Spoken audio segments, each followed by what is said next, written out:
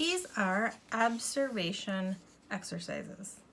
So what you're supposed to do is you're supposed to look at the image here, and you are supposed to redraw it in these boxes.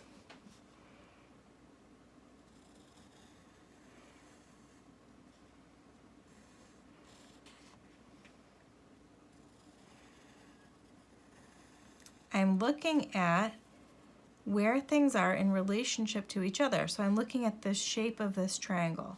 I'm looking at how far this gap is.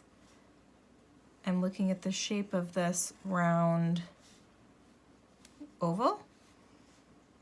I'm looking at how far this goes. It goes to right about here. And then do it again. And then what you're going to do is you're going to circle which one out of all of the boxes is the closest to this. This is an exercise that trains your eye to see what's there, and it also trains your hand, your dexterity. So your dexterity is how well you can control the pencil or whatever tool it is that you're using. In this case, the tool is a pencil. Once you finish this, you can go on to this page. These are a little bit more complicated, and maybe you don't want to do the whole row at once. Maybe you want to do a couple and come back to it another day. These are just exercises that are good for your development of your observation skills as well as your dexterity. Now, this is an enlarging exercise. And so what you're going to do is you're going to look at these, and it's basically the same thing, right?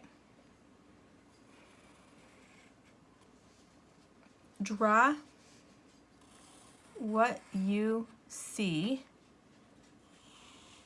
in each box. So you can do this. Then you can go to this page.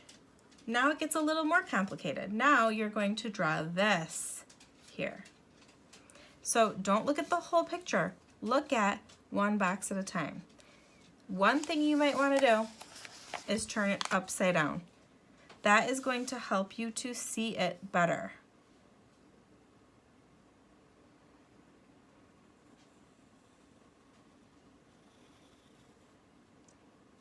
That's a little above the halfway mark.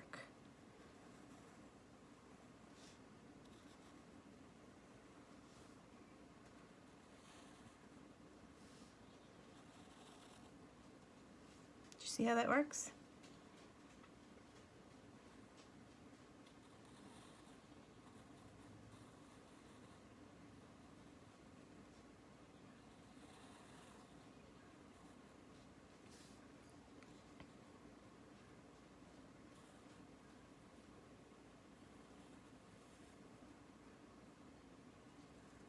Take your time.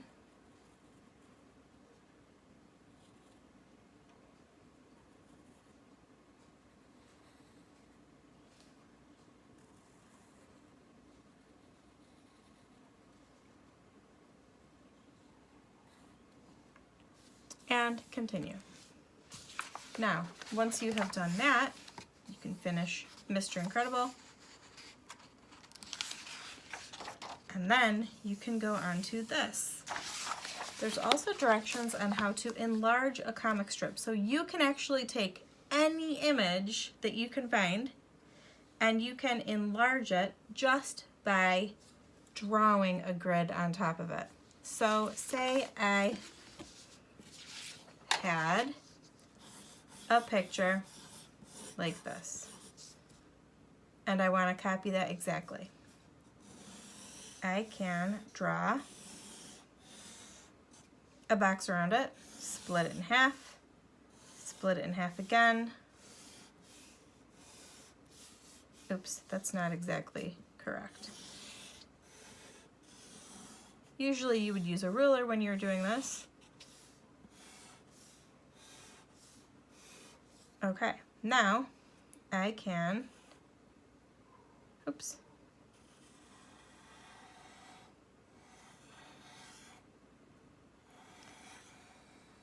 draw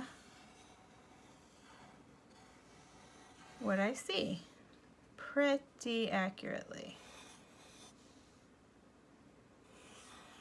So we're using the grid as a tool.